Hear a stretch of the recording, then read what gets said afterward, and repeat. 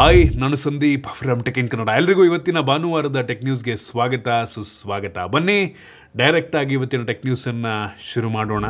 ಇವತ್ತಿನ ಮೊದಲ tech news ಬಂದ್ಬಿಟ್ಟು ಎಲ್ರಿಗೂ ಬೇಜಾರಾಗುವಂಥ ವಿಷಯ, ಅದರಲ್ಲೂ ಕೂಡ ಗೇಮರ್ಸ್ಗಳಿಗೆ. ಏನಕ್ಕೆ ಅಂದರೆ GTA 6 ಲಾಂಚನ್ನು ಮತ್ತೊಮ್ಮೆ ಡಿಲೇ ಮಾಡ್ತಾ ಇದ್ದಾರೆ.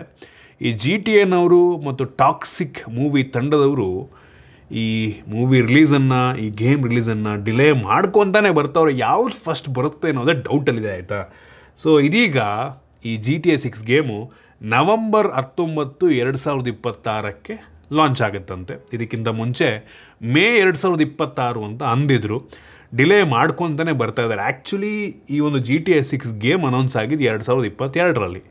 ಆಮೇಲೆ 2023 ಡಿಸೆಂಬರ್ನಲ್ಲಿ ಟ್ರೇಲರ್ ಬಿಡ್ತಾರೆ, ಆಯಿತಾ. ನಾವಂದ್ರೂ ಅನ್ಕೋತೀವಿ ಟ್ರೇಲರ್ ಬಂತು ಅಂದರೆ ಇನ್ನೊಂದು ವರ್ಷದೊಳಗೆ 2024ರಲ್ಲಿ ಗೇಮ್ ಬಂದ್ಬಿಡುತ್ತೆ ಅಂತ.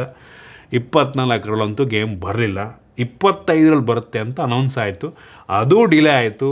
ಈಗ ಮತ್ತೆ ಡಿಲೇ ಮಾಡಿ ಇನ್ನೂ ಎಷ್ಟು ಡಿಲೇ ಮಾಡ್ತಾರೋ ಗೊತ್ತಿಲ್ಲ. ಒಟ್ಟಿನಲ್ಲಿ ಕರೆಂಟ್ಲಿ ನವಂಬರ್ 19, 2026, ಇನ್ನೂ ಒಂದು ವರ್ಷ ಟೈಮ್ ಇದೆ GTA 6 ಗೇಮ್ ಬರೋದಕ್ಕೆ.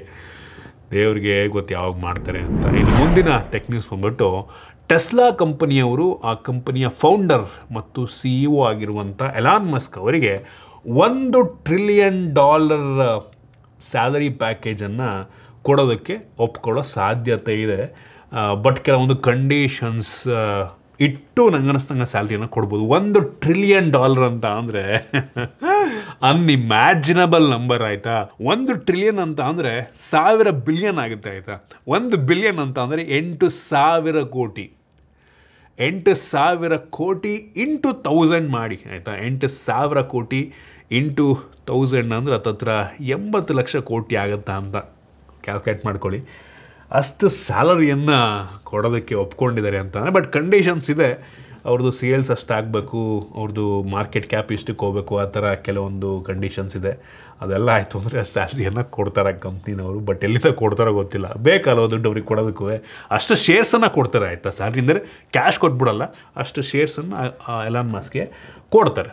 ಇನ್ನು ಮುಂದಿನ ಟೆಕ್ನಿಕ್ಸ್ ಬಂದ್ಬಿಟ್ಟು ಮುಂದಿನ ವರ್ಷ ಆಪಲ್ ಐಫೋನ್ನ ಬೆಲೆ ಸ್ವಲ್ಪ ಜಾಸ್ತಿ ಆಗ್ಬೋದು ಅಂತ ಹೇಳಲಾಗ್ತಾ ಇದೆ. ಏನಕ್ಕೆ ಅಂದರೆ ಆಪಲ್ನವರು ಮುಂದಿನ ವರ್ಷ 2 ನ್ಯಾನೋಮೀಟರ್ ಚಿಪ್ಪನ್ನು ತೊಗೊಂಬರ್ತಾರಂತೆ, ಆಯಿತಾ.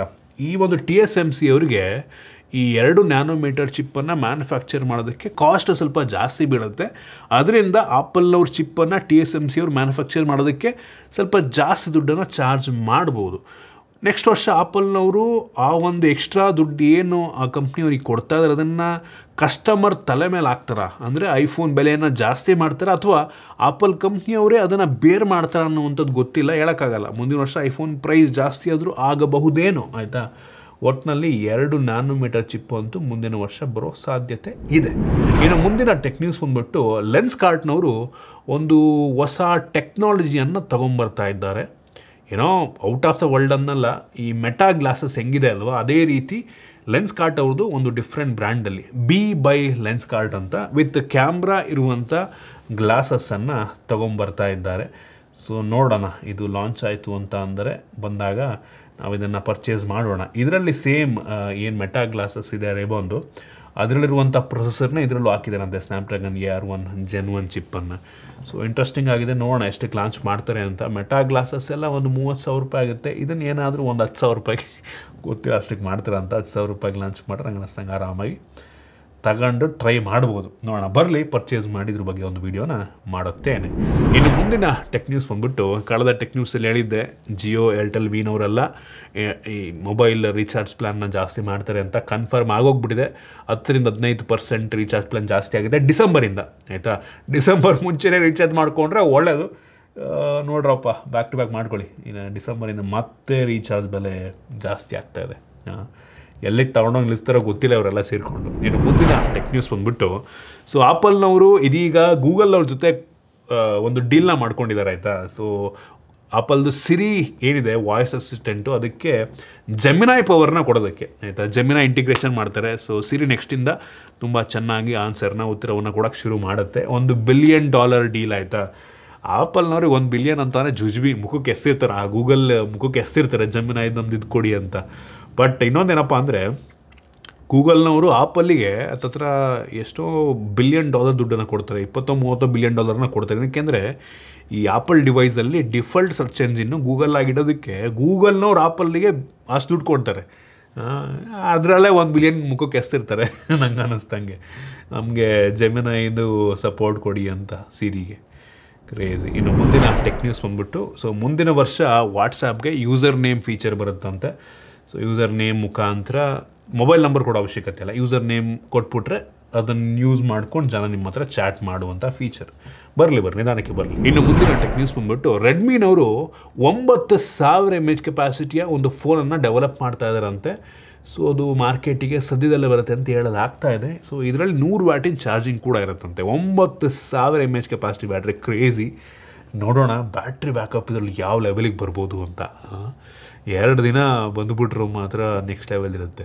ಇನ್ನು ಮುಂದಿನ ಟೆಕ್ನಿಕ್ ಬಂದ್ಬಿಟ್ಟು, ಲಾವಾ ಅಗ್ನಿ 4 ಇದ್ದು ಇನ್ನೂ ಕೆಲವೊಂದು ಅಡಿಷ್ನಲ್ ಇಮೇಜ್ಗಳು ಲೀಕ್ ಆಗಿದೆ. ಸೊ ಈ ಲೀಕ್ಸ್ಗಳ ಪ್ರಕಾರ ಅಂದರೆ ಅವರೇ ಶೇರ್ ಮಾಡಿದ್ದಾರೆ, ಅಫಿಷಿಯಲ್ ಆಗಿ ಲೀಕ್ ಏನೂ ಅಲ್ಲ, ಆಯಿತಾ.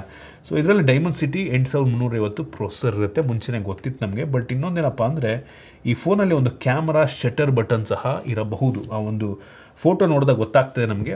ಸೊ ಕ್ಯಾಮ್ರಾ ಬಟನ್ನ ಕೂಡ ಕೊಟ್ಟಿರೋ ರೀತಿ ಇದೆ, ನೋಡ್ಬೋದು ನೀವು ಅದನ್ನು. ಒಟ್ಟಿಗೆ 20ನೇ ತಾರೀಕು ನವಂಬರ್ 20ಕ್ಕೆ ಈ ಫೋನು ನಮ್ಮ ದೇಶದಲ್ಲಿ ಲಾಂಚ್ ಆಗ್ತಾ ಇದೆ. ಆ್ಯಕ್ಚುಲಿ ಲಾವಾದವ್ರದ್ದು sales one of the fastest growing brand ನಮ್ಮ ದೇಶದಲ್ಲಿ ಲಾವಾದವ್ರೀಗ. ಕ್ರೇಜಿ ಗುರು. ನನಗೆ ಗೊತ್ತಿಲ್ಲ ಪ್ರಾಫಿಟ್ ಮಾಡ್ತಾ ಇದ್ದಾರೆ ಹೆಂಗೆ ಅಂತ, ಬಟ್ ಸ್ಟಿಲ್ ಸೇಲ್ಸ್ ಅಂತೂ ಅವ್ರದ್ದು ಆಗ್ತಾ ಇದೆ. ಹಂಗೆ ಸರ್ವಿಸ್ ಎಲ್ಲ ಚೆನ್ನಾಗಿ ಕೊಟ್ಟರೆ ತುಂಬ ಒಳ್ಳೆಯದವರು. ಇನ್ನು ಮುಂದಿನ ಟೆಕ್ನಿಕ್ಸ್ ಬಂದ್ಬಿಟ್ಟು, ಪೋಕೋದವರು ಪೋಕೋ F8 Pro ಅಂತ ಒಂದು ಫೋನ್ನ ನಮ್ಮ ದೇಶದಲ್ಲಿ ಇನ್ನು ಕೆಲವು ದಿನಗಳಲ್ಲಿ ಲಾಂಚ್ ಮಾಡ್ಬೋದು.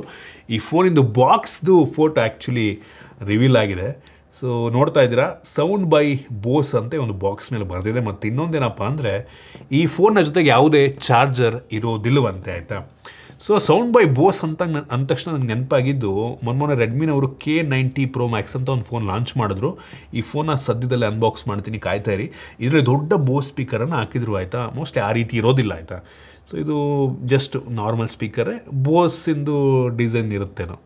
ಪೋಕೋದು F8 Ultra ಅಂತ ಇನ್ನೊಂದು ಫೋನೇನೋ ಲಾಂಚ್ ಆಗುತ್ತಂತೆ ಫ್ಯೂಚರ್ನಲ್ಲಿ, ನಮ್ಮ ದೇಶದಲ್ಲಿ ಆಗುತ್ತೆಲ್ಲೋ ಗೊತ್ತಿಲ್ಲ. ಅದು ಈ K90 Pro Max ಇಂದು ರೀಬ್ರ್ಯಾಂಡೆಡ್ ಆಗಿರುತ್ತಂತೆ. ಅಂದರೆ ಬೋಸ್ ಸ್ಪೀಕರ್ ಅದೇ ಎಲ್ಲ ಹೆಂಗಿತ್ತು ಸೇಮ್ ಡಿಟ್ಟೋ ಫೋನ್ನ ಇನ್ನೊಂದು ಹೆಸರಲ್ಲಿ ಮಾಡ್ತಾರೆ. ಒಟ್ಟಿಗೆ ನಮ್ಮ ದೇಶದಲ್ಲಿ ಲಾಂಚ್ ಆಗುವಂಥ ಪೋಕೋ F8 Pro ಆ ಒಂದು ರೀಬ್ರ್ಯಾಂಡ್ ಅಲ್ಲ. ಒಟ್ಟಿಗೆ ಚಾರ್ಜರ್ ಇರಲ್ಲ, ಮತ್ತು ಚಾರ್ಜರ್ ಗೊತ್ತಿಲ್ಲ ನಮ್ಮ ದೇಶದಲ್ಲಿ ಆ್ಯಡ್ ಮಾಡ್ತಾರೆ ಅಂತ. ಗ್ಲೋಬಲ್ ಆಗಿರಲ್ವೇನೋ ನಮ್ಮ ದೇಶದಲ್ಲಿ ಹೇಳೋಕ್ಕಾರೆ. ಕೆಲವೊಂದು ಟೈಮ್ ಬ್ರ್ಯಾಂಡ್ಗಳು ನಮ್ಮ ದೇಶಕ್ಕೆ ಅಂದರೆ ಎಕ್ಸ್ಟ್ರಾ ಚಾರ್ಜರ್ ಹಾಕ್ಬಿಟ್ಟು ಕೊಡ್ತಾರೆ, ಕೊಡಲಿ, ಒಳ್ಳೆಯದು. ಇನ್ನು ಮುಂದಿನ ಟೆಕ್ನಿಕ್ಸ್ ಬಂದ್ಬಿಟ್ಟು, ಸ್ಯಾಮ್ಸಂಗ್ ಅವರು ಅವ್ರದ್ದು ಗ್ಯಾಲಕ್ಸಿ S26 Ultra ನೆಕ್ಸ್ಟ್ ಏನು ಲಾಂಚ್ ಮಾಡ್ತಾರೆ ಫೆಬ್ರವರಿ ಅನ್ಕೋತೀನಿ, ಫೆಬ್ರವರಿನ ಮಾರ್ಚಲ್ಲಿ. ಸೊ ಅವ್ರದ್ದು ಡಿಸೈನ್ ಲೀಕ್ ಆಗಿದೆ. ಸೊ ರೌಂಡ್ ಕಾರ್ನರ್ಸನ್ನು ಈ ಸಲ ಸ್ವಲ್ಪ ಇನ್ನೂ ಜಾಸ್ತಿ ರೌಂಡ್ ಕಾರ್ನರ್ಸು ಕಂಪ್ಯಾರಿಟಿವ್ಲಿ ಬರುತ್ತೆ. ಸೊ ನೋಡ್ತಾ ಇದ್ದೀರಾ ಅದನ್ನು, ಲೀಕ್ಡ್ ಇಮೇಜಸ್. ಇನ್ನು ಮುಂದಿನ ಮತ್ತು ಕೊನೆಯ ಟೆಕ್ ನ್ಯೂಸು, ಸೊ ಹುವಾವೆನವರು ಮೇಟ್ 70 Air ಅಂತ ಒಂದು ಥಿನ್ ಸ್ಮಾರ್ಟ್ಫೋನ ಲಾಂಚ್ ಮಾಡ್ತಾ ಇದ್ದಾರೆ ಚೈನಾದಲ್ಲಿ. ಆಪಲ್ ಐಫೋನ್ ಏರ್ ರೀತಿ, ಬಟ್ ಆಪಲ್ ಐಫೋನ್ ಏರ್ ಅಷ್ಟು ನಿಮಗೆ ತಿನ್ನಿಲ್ಲ. ಬಟ್ ಬ್ಯಾಟ್ರಿ ಮಾತ್ರ 6500 mAh ಕೆಪಾಸಿಟಿ ಬ್ಯಾಟ್ರಿ ಅಂತ ಹೇಳಲಾಗ್ತದೆ. ಅಷ್ಟು ತಿನ್ನಾಗಿದ್ರು ಸಹ 6500 mAh ಕೆಪಾಸಿಟಿ ಬ್ಯಾಟ್ರಿ ಅದು ಹೆಂಗೆ ಅಂತ ಗೊತ್ತಿಲ್ಲ. 6.6 mm ಥಿಕ್ನೆಸ್ ಇರುವಂಥ ಈ ಫೋನಲ್ಲಿ ಕ್ರೇಜಿ, ಅಷ್ಟು ದೊಡ್ಡ ಬ್ಯಾಟ್ರಿ ಇದ್ದರೆ, ಆಯಿತಾ. ಸೊ ಇಂಟ್ರೆಸ್ಟಿಂಗ್ ಆಗಿದೆ. ಒಟ್ಟು ನಮ್ಮ ದೇಶದಲ್ಲಂತೂ ಲಾಂಚ್ ಆಗಲ್ಲ.